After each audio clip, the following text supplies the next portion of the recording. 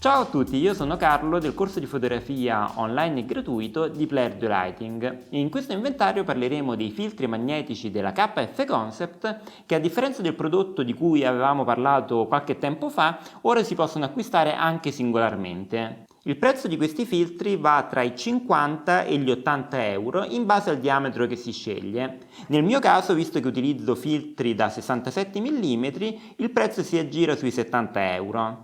In ogni confezione troviamo un anello adattatore che avvitiamo sull'obiettivo, il filtro in se stesso e un coperchio in metallo con il logo della KF Concept. Tutte e tre le parti sono magnetiche, quindi ci basta avvicinarle tra di loro per attaccarle. In questo video parleremo nel particolare del filtro ND8 che sottoespone di 3 stop, del filtro ND64 che sottoespone di 6 stop e del filtro ND1000 che sottoespone di 10 stop. Per utilizzare questi filtri ci basta avvitare l'anello adattatore all'obiettivo che abbiamo scelto, dopodiché avviciniamo il filtro che vogliamo montare e quello automaticamente con il potere del magnetismo si attacca all'obiettivo e grazie ai tappi che vengono inclusi non dobbiamo utilizzare un altro tipo di tappo, ma possiamo sempre utilizzare quello magnetico che, come vediamo, si appoggia e si attacca automaticamente. La cosa comoda è che questi tappi magnetici li possiamo anche utilizzare normalmente quando non usiamo nessun filtro. Solitamente l'operazione di cambiare filtri fotografici o montarli è una cosa che rallenta ed è sempre un po' noiosa, ma con i filtri magnetici possiamo provare a scattare una fotografia con un filtro e se vediamo che non ci piace il risultato possiamo facilmente staccarlo, attaccarlo e cambiare il filtro magnetico. Nella fotografia tendenzialmente abbiamo un po' più di tempo e non ci dà così fastidio forse, ma per quanto riguarda la registrazione di video invece cambiare l'esposizione utilizzando dei filtri ND solitamente è molto scomodo se dobbiamo avvitarli e svitarli ogni volta e per questo nel campo dei video si utilizzano dei filtri ND variabili dove basta ruotare il filtro e c'è più o meno esposizione. Con i filtri magnetici invece anche per chi registra video comincia a diventare comodo utilizzare dei filtri ND fissi che hanno il vantaggio di avere una maggiore qualità di immagine, non danneggiano così tanto l'immagine e soprattutto non portano ad aberrazioni legate al fatto che i filtri ND variabili in realtà sono praticamente due filtri polarizzatori che si incrociano e così abbassano o alzano l'esposizione. In questi esempi possiamo prima di tutto vedere gli effetti sul tempo di scatto dell'utilizzo di questo tipo di filtri. La prima fotografia scattata senza filtro è a 1/160 di secondo. Nella seconda immagine invece mettiamo il filtro ND8 che sottoespone di 3 stop e quindi per compensare arriviamo a 1/20 di secondo e possiamo vedere che il movimento dell'acqua comincia a essere leggermente percepibile.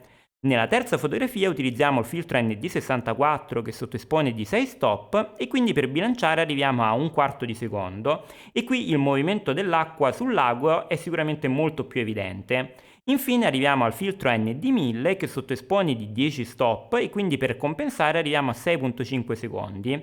Qui non solo il movimento dell'acqua è chiaramente molto evidente, ma cominciamo a percepire un po' di movimento anche sulle nuvole. Con le stesse immagini possiamo anche controllare se questi filtri della KF Concept portano a una variazione di colore nelle nostre fotografie. Se li scorriamo velocemente possiamo vedere che è evidente che il filtro ND64 è quello che rispetto alla fotografia originale porta a una maggiore dominante verde. Questo tipo di correzione è molto facile da fare in post-produzione se scattiamo in RAW, ma è comunque una cosa che dobbiamo considerare nell'acquisto e nell'utilizzo dei filtri ND. Con mia sorpresa invece il filtro ND1000, che solitamente è quello più problematico, non ha un cambio evidente di dominante, i toni soltanto forse sono appena più caldi, che però non è un grande problema nella paesaggistica. Andando a fotografare un focus chart possiamo vedere che la nitidezza non viene danneggiata tra i tre filtri e anche il filtro ND1000 si mantiene molto nitido in tutta quanta l'immagine che abbiamo scattato. Una cosa che la KF Concept ancora non vuole fare è vendere però dei kit soltanto con gli anelli adattatori. Per esempio io comprerei un kit con 5 anelli adattatori così che posso montare tutti quanti gli anelli sui miei obiettivi e so che non devo mai spostare dei filtri o degli adattatori tra i vari obiettivi che possiedo. E a proposito di questo, se avete degli obiettivi che tra di loro hanno un diametro per i filtri diverso, non dovete preoccuparvi perché esiste un tipo di adattatore, gli anelli step up, che vi permettono di cambiare il diametro esterno dell'obiettivo per parificarlo tutto a un singolo valore. Nel mio caso ho deciso anni fa che il valore di diametro che utilizzerò per i miei filtri è 67 mm, visto che tendenzialmente non uso obiettivi più grandi di questo. Quindi nel caso del 50 mm della Yongnuo ho preso un adattatore step up da 52 mm a 67 mm e in questo modo vedete che posso attaccare anche questi anelli adattatori del kit magnetico della KF Concept.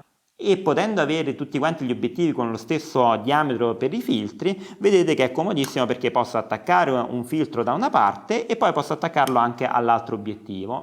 Il tappo mi piace molto perché è di metallo e ha questo logo della KF Concept e sinceramente mi verrebbe in mente di aggiungere uno sticker di Player 2 Lighting così da personalizzarli per Player 2 Lighting, un po' come vedete è un po' una mia fissazione.